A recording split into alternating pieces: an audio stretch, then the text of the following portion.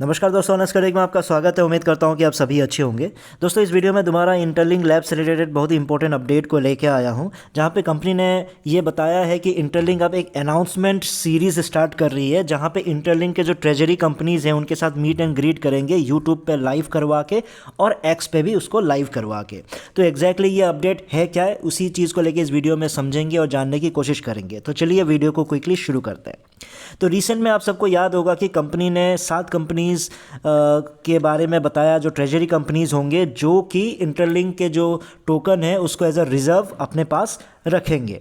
तो ये बहुत ही इंपॉर्टेंट बात है, क्योंकि ये बात है इंस्टीट्यूशंस की, रियल कंपनीज़ की और लॉन्ग टर्म वैल्यू क्रिएशन की। तो इसलिए हम समझते हैं कि ये इवेंट मैटर क्यों करता है, ये ज़रूरी क्यों है।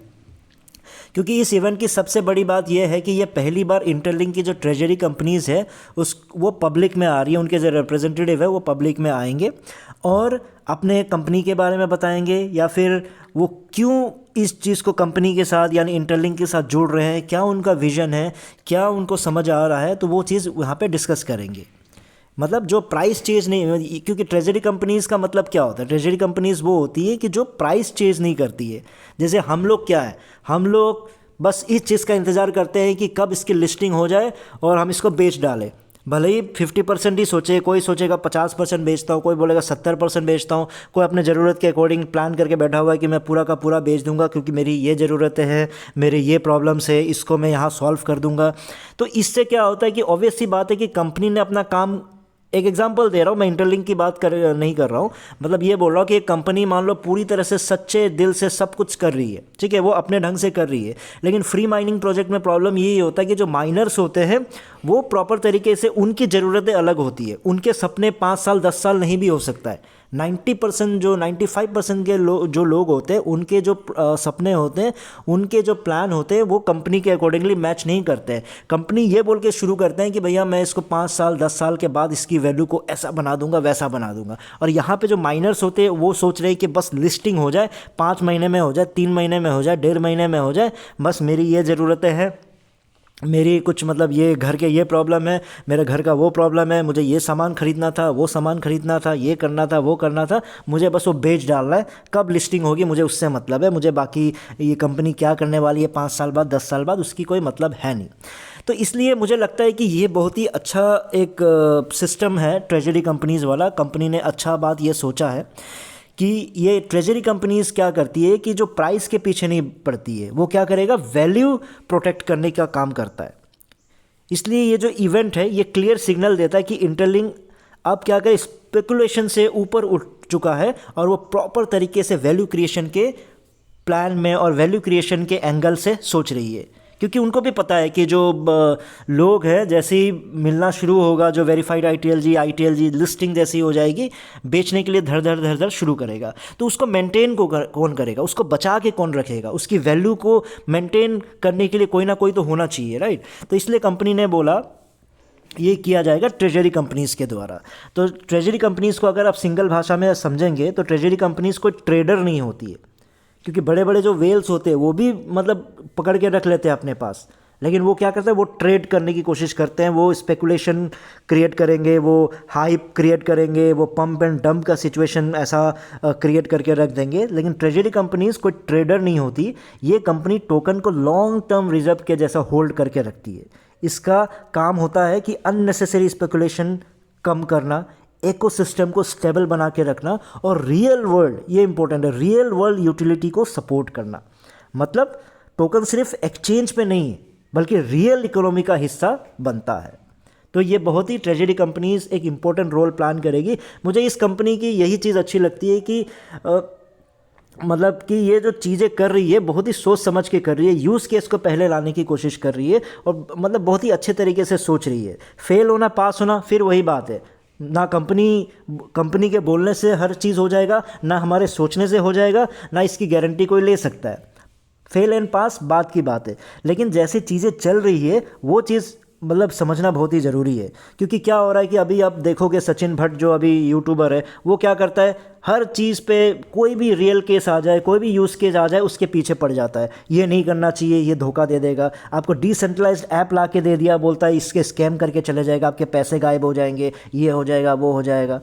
लेकिन भैया आप वो खुद उसके पाई के वीडियोस को समझोगे तो उसमें यूज़ केस का वैल्यू बताता है कि पाई यूज़ केस लेके आ रहा है, पाई यूज़ केस लेके आ रहा है। जब ये कंपनी पहले से यूज़ केस लेके आ रही है तो बोलता है ये धोखा देगा, ये स्कैम कर देगा। मैं बार बार ये कहता हूँ, सचिन भट्ट को भी यही समझाने की कोशिश करता हूँ, मुद्दों पे क्वेश्चन उठाओ। स्कैम होगा क्या होगा किसी को कुछ नहीं पता, हो सकता है स्कैम हो सकता है बहुत बढ़िया हो जाए, ठीक है, लेकिन आप यूज़ केस के पीछे क्यों पड़ जाते हो? अगर कंपनी यूज़ केस ही लेके नहीं आएगी, कंपनी सबसे पहले अगर यूज़ केस लेके भी आती है तो सबसे पहले किसको कहेगी? अपने घर वालों को कहेगा ना, यूज़ करके देखो। जब घर वाले यूज़ नहीं करेंगे, घर वाले भरोसा नहीं करेंगे तो बाहर वाले क्यों करेंगे? मार्केट में तो ऑलरेडी फैला होगा ना कि घर वाले ही भरोसा नहीं करें तो हम क्यों करें, हम क्यों यूज़ करें? तो इसलिए शुरुआत तो पहले, अगर कुछ भी चीज़ होता है घर में, कुछ पहली बार कुछ बनता है तो सबसे पहले घर वाले टेस्ट करते हैं, घर वाले यूज़ करेंगे कि पहले बाहर वाले को जाके तुम पड़ोसी को जाके खिलाने लग जाओगे? अब पड़ोसी को खिलाने जाए कुछ बना के तो सचिन भट्ट जैसे लोग होंगे तो पहले पड़ोसियों को भाई चुगली कर देंगे कि भैया मत खाओ, घर वाले खुद नहीं खा रहे, पता चला कि उसमें जहर हो, मत खाओ। तो चीज़ें ऐसी हो रही है। मेरा कहने का मतलब है कि मुद्दों पे अभी धीरे धीरे वो न्यूट्रल होने की कोशिश कर रहा है, क्योंकि उसको चीज़ें समझ में आ रहा है कि ऐसे नहीं चलेगा। इसलिए बार बार आजकल मेरे वीडियो के बाद वो डायलॉग मारने लग गया है कि मैं न्यूट्रल हूँ, मैं मतलब एग्जैक्टली अच्छा बुरा सब बताता हूँ। लेकिन बीच में क्या वो अच्छा बुरा दोनों बता रहा था? वो सीधा का सीधा स्कैम बताने की कोशिश कर रहा था, सीधा का सीधा नेगेटिव हर चीज़ गलत बता रहा था वो। अब धीरे धीरे वो सुधरने लगा, क्योंकि उसके पीछे मैं भी पड़ गया था। चाहे ट्विटर पे हो चाहे यूट्यूब पे, तो चलो ज़्यादा नहीं पड़ा, एक वीडियो बनाया, लेकिन मैंने इंटरनली उसके पीछे पड़ गया था। तो इसलिए मतलब क्या है कि मैं क्या कहना चाह रहा हूँ कि आप लोग भी सिर्फ लिस्टिंग कब होगी, ज़रूरत कब मतलब पूरी होगी आप लोगों की, उसके पीछे पड़ोगे तो क्या होने वाला है आप बता के देखिए। अगर सब कुछ वेरीफाइड होकर आपको मिल भी गया, 10 लाख आपके पास पड़े, 10 लाख के 10 लाख आपके वेरीफाइड हो गए और आपको टोकन दे दिया और लिस्टिंग होगी 1 पैसे के हिसाब से, क्या करोगे उसका? आप जो टेंशन, जिस टेंशन को लेके आप उम्मीद कर रहे हो, क्या वो टेंशन दूर हो जाएगा? नहीं होने वाला है ना। तो इसलिए इसका वैल्यू क्रिएट करने दीजिए इस चीज़ को। और उसके लिए क्या ज़रूरत है? उसके लिए आपका यूज़ केस ज़रूरत है। हाँ, हर मुद्दे पे हम क्वेश्चन उठाएंगे, जहाँ गड़बड़ी दिखेगा, गड़बड़ी इन द सेंस की कम्युनिटी को जहाँ नुकसान का दिखेगा, क्वेश्चन ज़रूर उठाएंगे। HCS वाला जो मुद्दा है बहुत पहले मैंने उठाया था, और कंपनी ने क्या एग्जांपल दिया था उसके वजह से मैं चुप था। ठीक है, आने देते हैं, जब तक वो आएगा नहीं। मैं आप लोगों से क्या कहा था कि जब 95% से ज़्यादा लोगों का एवरेज सेम होगा तो कंपनी 95% के अकॉर्डिंगली जाएगा। वो 1-2% जो बचे हुए लोग हैं, उन्होंने अगर ज़्यादा HCS बना दिया है, उन लोगों को लेकर आगे नहीं जा सकती। इस चीज़ को आपको समझना पड़ेगा। तो अब आ जाते हैं कि इस पर पार्टिसिपेट कौन करने जा रहा है। इस पर पार्टिसिपेट होगा आपका निकोल है। निकोल आपका हेड ऑफ बिजनेस डेवलपमेंट है इंटरलिंक का, वो आ रही है। जोएल है, आप सबको पता है ये ग्लोबल पार्टनर है, ये दोनों होस्ट करने वाले हैं। उसके बाद आपका जो स्पेशल गेस्ट में आने वाला है केनी टेमरिंग, जो CEO है हमारा। बीच में तो मैं तो भाई बड़ा नाराज़ सा हो गया था कि वो आके एक रिकॉर्डिंग वीडियो डाल दिया और बड़ा इवेंट करके चला गया था। उसके पीछे भी सचिन भट्ट पीछे पड़ गया था कि गलत है ये, स्कैम कर रहे हैं, ये कर रहे हैं। हर चीज़ पे गलत चीज़ आप क्यों देख रहे हो? मेरी नाराज़गी क्या थी? मेरी नाराज़गी ये नहीं थी कि 5 मिनट के लिए आया था या 10 मिनट के लिए आया था, मुझे टाइमिंग से मतलब नहीं था।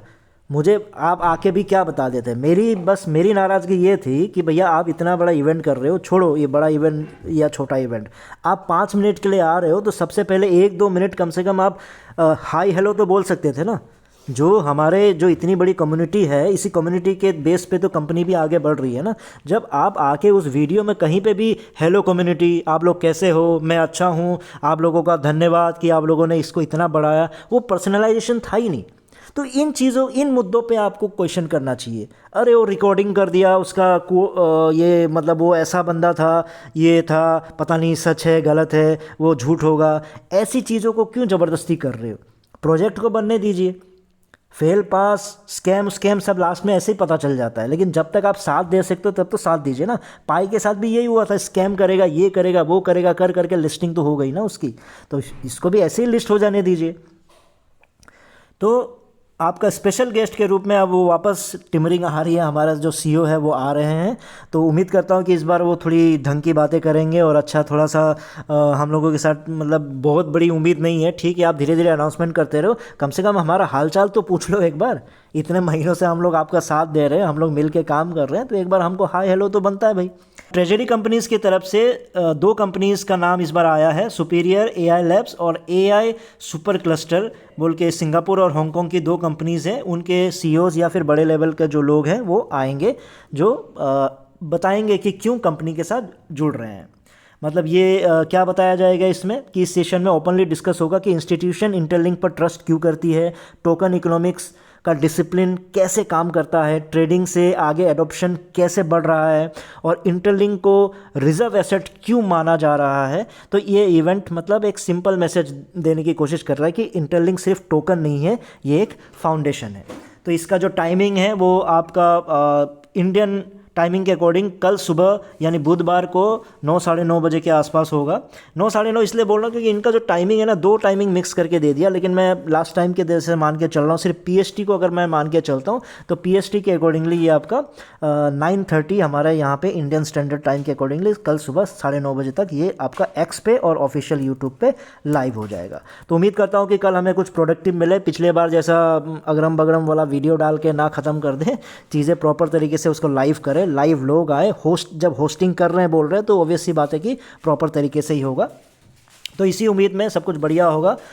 हम कल का वेट करते हैं, कल इस बात को लेकर दोबारा अपडेट करेंगे कि उस वीडियो में उस जो वेबिनार में और उस लाइव सेशन में क्या क्या हुआ। और जो लोग अभी भी आपका वॉलेट क्रिएट नहीं किया है तो वॉलेट क्रिएट कर लीजिए, और उसका जो कोड है मैंने यहाँ दे दिया है, कोड से आपका 0.2 का HCS बढ़ जाता है, इसलिए ये आप यूज़ कर लीजिएगा।